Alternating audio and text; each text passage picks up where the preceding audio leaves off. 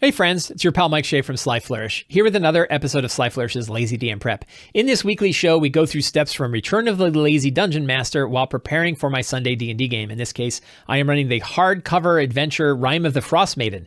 This show, like all of the work of Sly Flourish, is brought to you by the patrons of Sly Flourish. If you want to help support shows like this, you can do so by becoming a patron. The links are down in the show notes below. To the patrons of Sly Flourish, thank you so much for your support. Our group made it to Ythryn. So we are in the final chapter of Rime of the Frostmaiden. We're getting to the close. I don't think we're going to be done this year. Maybe this year? It's possible. I don't know. We're going to have to see. It's going to be interesting. Because what, we got about 6 weeks left?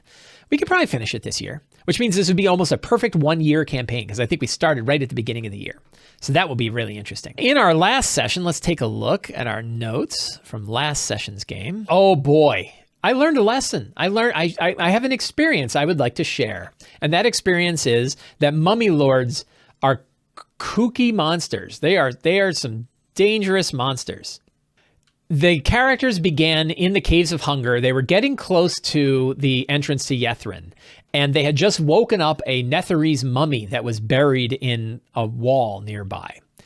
And I said, one mummy's a little kind of boring. Why don't I make it a mummy lord? Like a mummy lords. And I was complaining about mummy lords. Mummy lords are really weird monsters. The first thing that's weird is they are a CR15 legendary monster with 97 hit points and a vulnerability to fire. That means it's very conceivable that a mummy lord will get killed before they get to have it. They would still might get a legendary action or two in. But you could deal 97, half of that is what? That's 40, 47, 48 points, something like 48 points of fire damage is not that much fire damage, not for characters that are facing a CR15, 7th, 8th level characters. So that's very few hit points considering you have this vulnerability, right? That's one side of it. That was the side I was paying attention to is, man, this thing's going to be too easy to kill. I'll just beef up its hit points, right? I'll just double this to 200 hit points. You give it 200 hit points and you can keep the vulnerability to fire, but 200 hit points. And then I'll play with the dial, right? I'll set it really high and then I can turn the dial down if I want the battle to end early. So I thought I would do that. What I didn't account for was the tremendous damage output that mummy lords can do. And it comes because they have this rotting fist attack, +9 to hit, not crazy high on the attack, 14 bludgeoning damage, and 21 necrotic damage. So that's 35 points of damage with a rotting fist. That's like equivalent of a cone of cold's worth of damage per fist attack. And it uses Dreadful Glare and makes one attack with its rotting fist. Okay, that's not so bad. Dreadful Glare is like a fear effect, right? It makes it frightened and frightened, potentially paralyzed. Okay. Oh yeah, and by the way, this it has a rotten curse where you can't regen. This is important. Cursed target can't regain hit points. If they fail a DC 16 con save, they can't regain hit points. Regardless of the curse and how long it lasts and all the other stuff, the fact is you hit a guy and they fail to save, they can't be healed. Now here's the scary bit. 3 legendary actions, and the Rotting Fist attack is one of it. So we can do 4 Rotting Fist attacks. So that's 140 points of damage per round that this creature can put out. CR15, 140 points. That is crazy amounts of damage. And that's what happened. It's also crazy amounts of damage when you consider the fact that they can't necessarily heal that damage. So wham, 2-3 hits, couple of hits will knock someone out. And that's what happened. I nearly TPK'd the entire party with this one mummy lord. It was way harder than the vampire I ran the last session, which is a little of a problem, right? Like they faced Tech Lili, who they've been hearing about for months. And Tech Lili was challenging, but not like this guy. This guy was wiping people out. Like he was dropping people. We had characters who were so bad off that even after a long rest, they had no hit points because they couldn't regain hit points. They were stabilized. People had to take a long rest to get Remove Curse, to memorize it, and then cast it on multiple people, and then cast a bunch of heal spells. And they can't take another long rest away. So they're going into Ythryn already down, which isn't bad necessarily. It puts a little bit of a challenge on it. The other scary bit is you can cast Harm as a spell, which is better than a Rotting Fist attack. So Harm can unleash a violent creature, Constitution saving throw, and it's high, right? 14d6 necrotic, half on a save. Damage can reduce. If the target fails a saving throw, its hit point maximum is reduced for 1 hour by an amount equal to the necrotic damage it took. So like you could drop somebody. We had a cleric hit with harm, failed to save, took I don't know how much. I said the good news is the bad news is you took 68 points of damage. The good news is you can't be reduced below 1. The bad news is your hit points are now 1. You have 1 hit point, period. And so he was stuck with 1 hit point for a while, right? For an hour. For the rest of the battle, he's if I take any damage, I'm down. It was a really challenging fight. So my answer for Mummy Lords is Mummy Lords are really powerful monsters, really powerful undead monsters. I would still say for the CR15, it's a true CR15 monster, maybe even higher. The hit points are pretty high. And you might make the attack fit, I don't know. I don't mind monsters that are a little too hard because frankly, at this challenge rating, it's almost always the other way around. Really scary stuff. So they fought that guy. It was really hard. Then they went to the Druid Grove, met the Druids. They ate some fruit. They were hoping the fruit would fix them. The fruit didn't fix them, but they were able to cast their spells, take a rest. So they were able to take a long rest. They were able to get recovered, but like they took a long rest, but immediately all their healing, they just burnt a bunch of healing potions. They drank tons of healing potions. They burned out a bunch of spell slots from the cleric. And now they're going into Ythryn, kind of unprepared. And they know that they can't be there very long. They know they can only be there basically a day. They essentially get one long rest. And so that's what happened, right? They went in. I am using for the game prep today, let us start I am using Notion to do my campaign planning.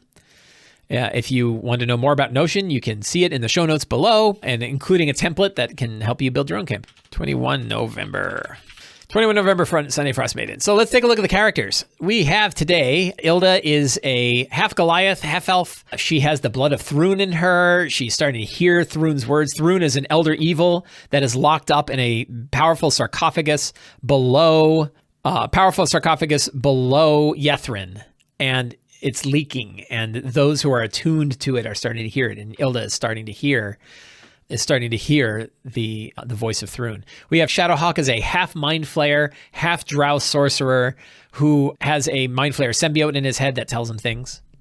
We have Auken Dawncaller. Auken Dawncaller also has some blood of Thrun in him, is the half-brother of Ilda, a Goliath of the Wormdune Crag tribe who has been at Ythryn before. Why? I don't know. Gorwen Alcazar is the only non-possessed, non-Thrun bloody, non-symbiote parasite member of the party who's instead just agreed, happens to be here, hoping to find a way to make a buck. Secret heir of the Grey Castle family from Waterdeep. Perrin Fat Rabbit is a survivor of a Mind Flayer kidnapping who still has some of the wiring in his body, but is not affected by it, and is a major conspiracy theorist. Candle in the Dark was a Tabaxi rogue in the service of the Xanathar, then drank bloody black liquid leaking from another elder evil, and died, and is now resurrected as a vampire that can hear the voice of Thrun as well. Took the most mainlined route of becoming a Thrunite. Candle is now an undead abomination, but still driven to do what's right. Big change in that character's story. Really big and heart-wrenching change in that character's story. So those are our characters. The strong start, they are at Y4, the Tower of Abjuration. They entered the tower. The tower is 2 floors. And the lower floor, they just stepped into the room. They were drawn in. There was a bunch of glyphs. They got through the glyphs. They got into the chamber. So they've entered Ythryn. They've seen a dead tomb tapper, which is pretty cool. They're going to start facing tomb tappers. They avoided some guys that they saw, and they used Pass Without Trace to get away from them. Oh, ghostly figures, ghostly figures having arguments, like dead Netherese ghosts. And they avoided that and instead faced a animated Bigby's hand, defeated that, and then made it to the Tower of Abjuration, where they are looking for one of 3 keys that they need to enter the central spire of Ythryn and make their way down to the vault of Thrun and face Thrun. So they entered the central chamber, and now they are facing these guys called Demos Magen. Facing the Demos Magen of the Tower of of abject. The Demos Magen are constructs, right? They're humanoid constructs, magical humanoid-like beings created by wizard spell, create Magen spell, or by other arcane methods. So the Magen look like humanoids with green skin. They are constructs. One is wounded. Its blood is seen to have the color and consistency of mercury. That's cool. Purely through magical means, when one is killed, its body disappears in a burst of harmless fire and a cloud of smoke that quickly dissipates. They are just challenge rating 2 guys, so not super powerful guys. AC 16, 51 hit points, 2 attacks. They do 9 slashing damage. They fight with great swords, apparently. Plus 4 to hit, so not super powerful. It might be fun that, let's see, we'll highlight Demos Magen. It might be fun to surround, I think there was a construct in the center of the room. I rolled it up. It was like a clockwork. So a clockwork Ori feeds celestial energy into the Magen, granting them advantage on attacks. And plus, how much? 7, 2d6, force damage on attacks. So they're underpowered, so giving them we'll put an object in the center of the room. The object, so let's see, we're gonna use my quick stat building tool. So let's think about if the object itself, what challenge rating would it be? 5? Probably a CR 5 object, right? Challenge rating 5 out of 20. So not the most powerful thing in the world. That would be, AC is 12 plus half that. Let's make it 6 just for round numbers. So AC 15, hit points are 6 times 15, 60 plus 5 times 6 is 30, 90. So pretty powerful object, right? AC 15, 90 hit points. That seems a little high. Do they really need to do 90 damage? Is it easy to do 90 damage? We're gonna lower that because it's an Ori. It's not particularly powerful. So they can destroy the Ori, and that will lower the damage output. In the meantime, they'll be fighting the Magen, and its difficulty is about the equivalent of a Magen, but they'll see these arcs. Does it do any damage to? We could be mean and have it do force damage when it's struck, like it has a shield on it. That's, I don't know. Oh, can they disable it? Yeah. What are a few things that they could do to disable it? They can channel arcane energy into it. So we want to have, we're going to do like skill challengey thing that it takes multiple checks to break it. Or is it one big Arcana check or multiple Arcana checks? Probably at least a couple of Arcana checks. It could be surrounded by an arcane shield, which needs to be removed. And the DC to remove it would be, we'll go with a DC 15. And then jammed physically, DC 15 strength, right?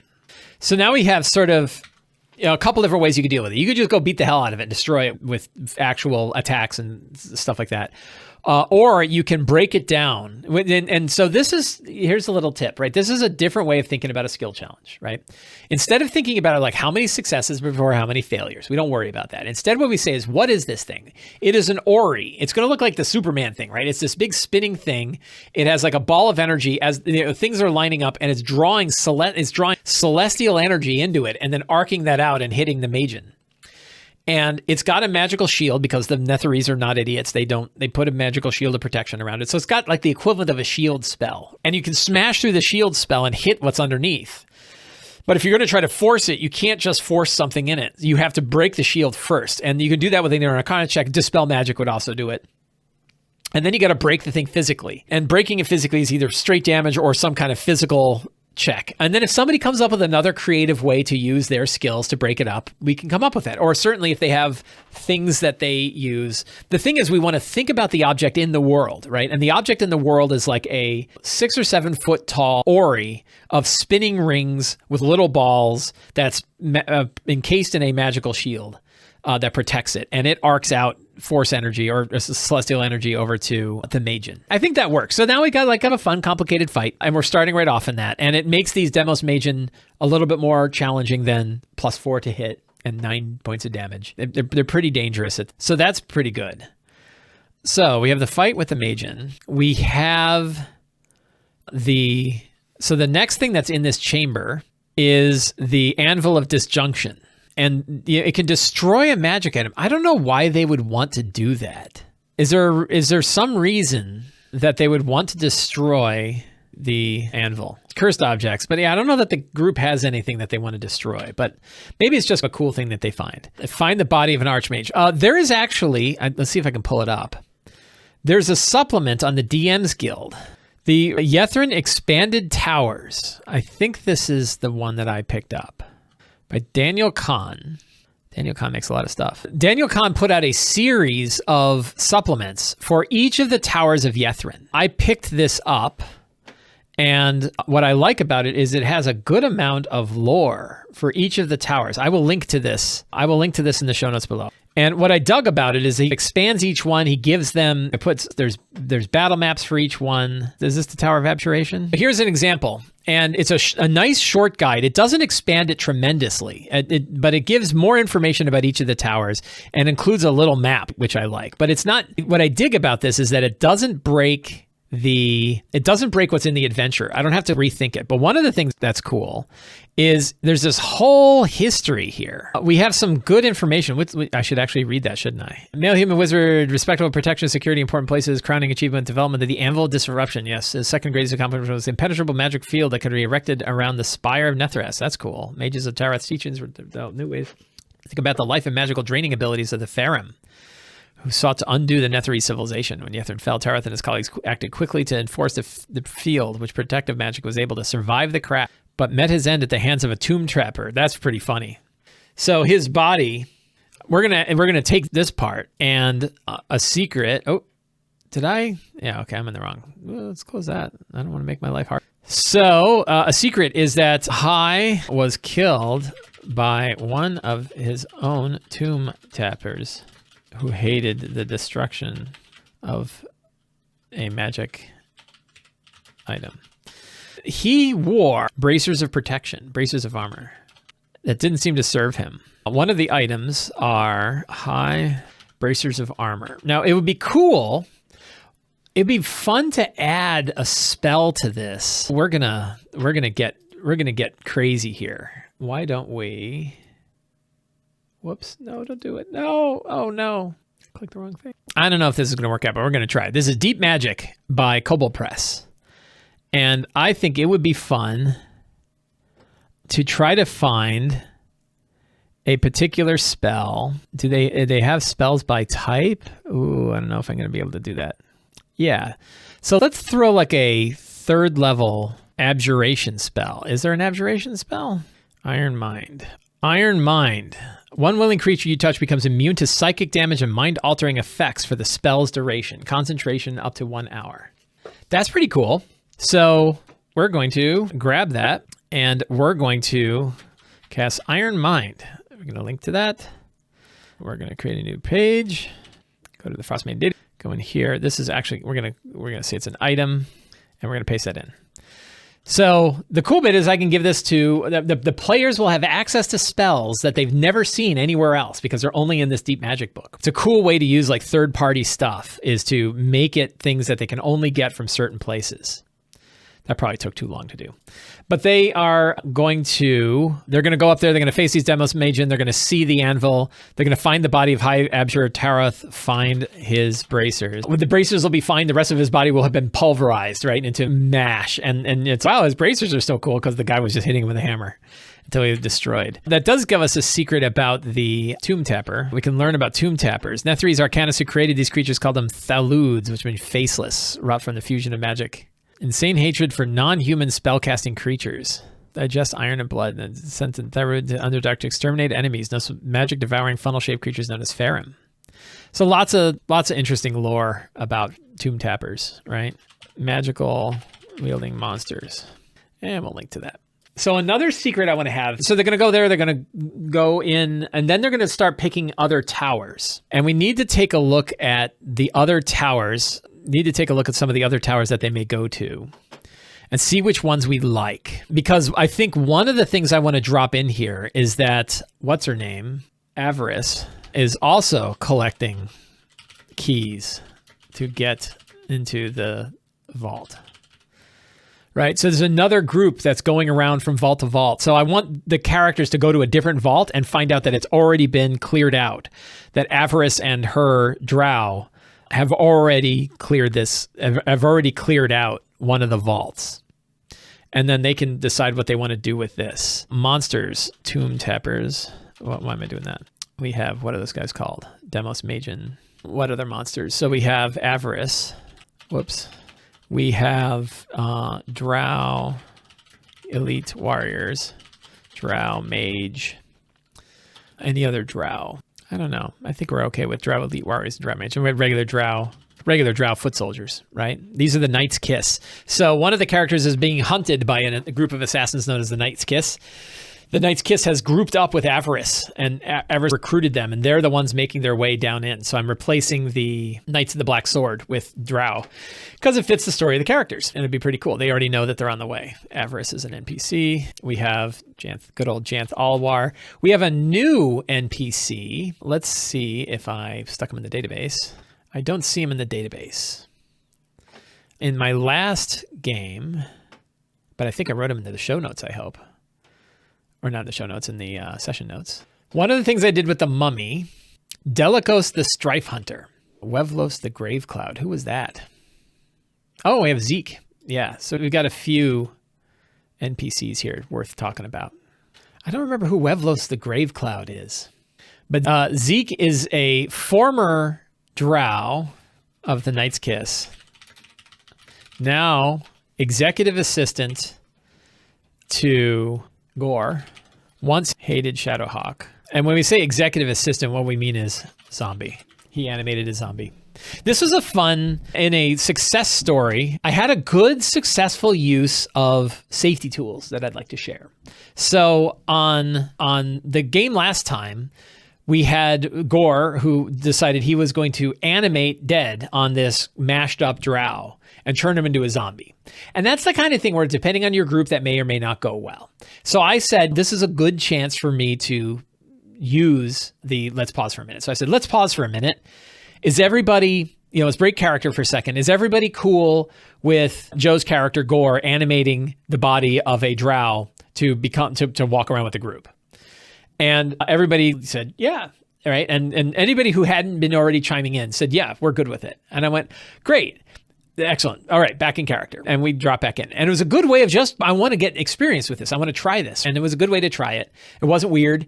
Everybody was cool. And we went right back into the game. And then, of course, I thought, oh, wait a minute. They've already had zombie companions before. And they do all kinds of other creepy stuff. I don't know why this would be a problem. Candle drank black liquid and died and then is reanimated as like a zombie assassin. So, it seems like it's cool. But it was one of the things I recommend with a safety tool like that, particularly one where it's let's break character and make sure we're cool. Just use it from time to time, even if it's not a big deal. Just use it to get used to using it. And that way it's not a weird stigma if you use it. It's a good way to say, that's one of the things about the X card is I think it's worth using, if we can use the X card to just say, that's why script change more than I like the X card, I think. Script change does this too. We could just pause and say, everybody good? Yep, we're good. Game on. I like that. The demystify button. Real good way of bringing it involved and not having it be a big deal, a big confrontational deal at the table. Yeah, so we now have Zeke. We should probably make a Zeke card because they're going to love Zeke. I hope Zeke doesn't die in the next or doesn't get destroyed in the next NPC. The Drow Zombie. Let's see if we have a Drow Zombie picture. That one's pretty good. That one's pretty good too. I don't know which one I want to pick. I want a fun picture of a Drow Zombie. This one for now. It's probably a little too serious for Zeke, but it'll do. Former Knight's Kiss assassin. All right, so that was one of our new, I don't know who the hell Wavros the Grave Cloud is, but Delicos is another NPC, former Netherese wizard turned mummy lord. Former Netherese wizard turned mummy lord, now haunting a mask worn by, I think by Perrin. I think Perrin picked it up. Ooh, that's pretty cool. That's great. Copy that image. All right, very cool. So Delicos is a former Netherese wizard, so now they have an NPC. Killing a mummy lord means you get an NPC that tells you all stuff about Ythryn. It's a great vehicle for sharing Netherese lore and Ythryn stuff, is having a mask that's going around. What other secrets and clues? Find the bracer, choose the next tower. One of the towers. So I want to look at what's in the towers, and we want to see which of these towers do we think it would be good if Avarice has already hit. So if we look at the map, this map is so big. So Y4 is a tower. I think I have, let's see, down here in Fantastic Locations. I misspelled Ythryn too, so luckily. Here's another cool Notion feature. is that if you change the name of the page, all the links to it change. So the towers are, so Conjuration is nearby. What I should do is, let's take this map and let's stick it down in this window. So Conjuration is there. Okay. 26, Transmutation is there. 22, Tower of Illusion is there, right? 21 is not a, that's just an obelisk. 9, so where's 7? 7 is here. 11 is a tower. Where's 11? 11 is way out here. Necromancy, 18. Necromancy, it looks like Necromancy collapsed. That's cool. So I think a couple of these have been ransacked. So let's read through these real quick. What did I say? Y7.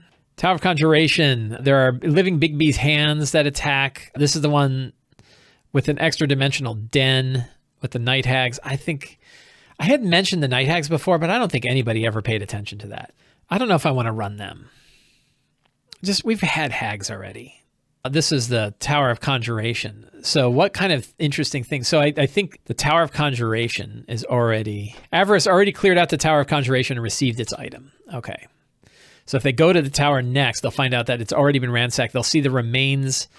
We'll have some remains of some monsters that they fought and battled and went through, some conjurations.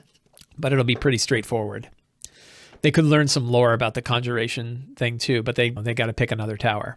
Divination, let's see. So if they go to Conjuration, which is 7, Divination is 11. Divination has an Orb of Divination. Probably this one might have already been taken as well. Maybe they came in and hit Y11 and then Y7 and then traveled up. Would make sense. So I think Divination already. This is making the characters have to, they've got to go to multiple places to get their keys. Y18. Let's take a look at the Necromancer one. Man, not much in 18. 200 clawing claws are trying to dig it out. And so I bet you that Avarice probably came here and said, I'm not going to bother digging through that, and just left. So Avarice left the Tower of Necromancy because she doesn't have time to dig a tower out of the ground. But the characters could, and there is an item down there that is a key if they're willing to go get it. So that would be a second key, as in Y18. Where else? Tower of Divination we already did. Tower of Evocation is Y20. You know what? This is like super handy. Look at this. They've got all the links already here. And I can just click on these. Evocation.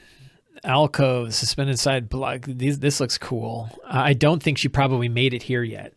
So maybe the characters arrive here. And that could be gelatinous cubes, sure. Tower of Illusion, 22. Doesn't look like there's much here. Phantasmal Killers. Not much to this one, boy. Enchantment, 24. The Cursed Crown. That's kind of cool. So I don't know. I'm not going to spend too much time prepping every one of these rooms because I don't know which direction they're going to go. So I'm going to wing a fair bit of this. But one of the tools I have at my disposal. So I have a couple tools. One is I can use the guides that Daniel Kahn put together, and I can run those, which have more to the towers. And I can drop in the fact that Avarice is also collecting keys. And she's probably collecting them at roughly the same rate the characters are. I don't know where that's going. Should she get her keys before they get their keys? I'm not sure. And who gets into the Tower of Ythryn? Will she already be down there? Maybe, right? Like that might be the big central fight, is they get down there and she's already down there trying to draw the energy out of the sarcophagus of Ythryn.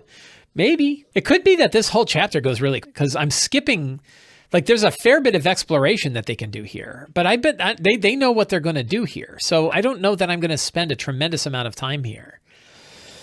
And eventually I'm going to have to start thinking about that final battle. And I think that there could be a fun sort of wave of final battle that would be really hard. Would be fighting Knight's Kiss Drow plus Avarice as a mage. Then when Avarice dies, it turns out she's been holding the essence of Oral in her. And then they have to face all 3 versions of Oral, one right after the other, and destroy all 3.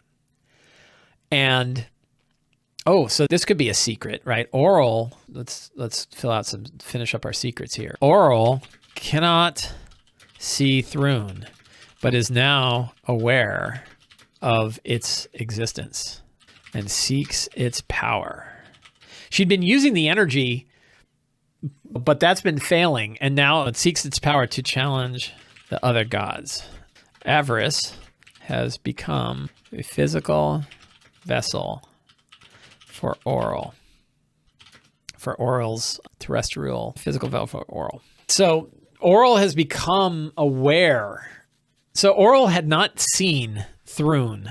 Oral had not seen Thrun until, when did she become aware of Thrun?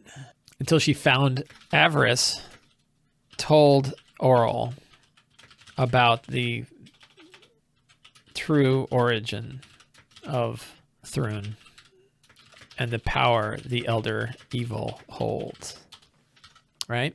And then Oral went into Avarice and said, find it, let's go there. So Oral wants more than the Endless Night now. She wants to destroy the gods who shunned her, which is Talos, Malar, and who? I forget. Oh, Umberly. That's pretty good. 1, 2, 3, 4, 5. 1, 2, 3, 4. Hey, I got my secrets. As you can see in today's show, I jumped around a lot, and that's because Ythryn's kind of a big place with a lot going on. So it's a tricky, this is a kind of a tricky place to run. And the key is you do the 8 steps and it ties the thread together. And you go through with what the book has to say. And you run the adventure as it goes. But I think that the goal here is that they're going to collect characters, collect 3 items from the Nether Archmages to enter the center spire. Avarice is doing the same thing. Confrontation down in the Thrun. I'm going to have to think about that confrontation a bit. What does that mean? I guess as a player, how disappointing is it if you never actually see Thrun? By the way, if you want like a stat block for Thrun, what is it called? Who's the Slod Lord? Yggdrasil, right? The Lord of Entropy. This is a good stat block I use this stat block already. This is from Mordenkainen's, right? I use this stat block already it was the Elder Evil in Eberron. I used the same thing when the Eberron thing came true, but I think that this might be a good, powerful, damaging stat block if they let through. It's pretty great. It's my go-to Doomsday stat block. If you need a go-to Doomsday stat block. Maybe, do I have a Thrun? Pretty sure I have a Thrun. This is that whole learn to reskin, right? Reskin that guy. That looks like a Lord of Entropy.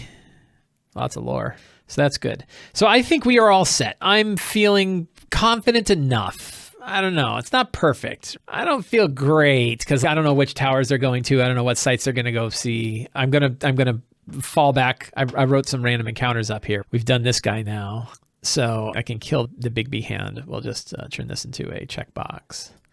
Go boop, and I can fill it out. I can fill it out with stuff. I should also do some a random list of, so I use the monument generator here. This works pretty well as a monument generator for Ythryn. So I can fill in a lot of stuff by rolling randomly and off we go. I think we're good. So we'll see how the game goes. I think it'll be fine. My friends all want to get together to play some D&D for a few hours. It's not huge. It doesn't have to be perfect. We all just want to have a good time. So I'm excited for it. And I think that is where we'll end the show today. So I want to thank everybody for hanging out with me this morning while I prepped my game. It is always a great pleasure to hang out with you and to talk through all of this stuff. I really enjoy it. I want to thank the patrons of Sly Flourish, as always, for helping support the show. If you like this show, you can help me out by subscribing to the Sly Flourish newsletter, by supporting me directly on Patreon, by picking up any of my books, or by subscribing to my videos on YouTube. So thank you all very much. Have a great day, and get out there and play some D&D.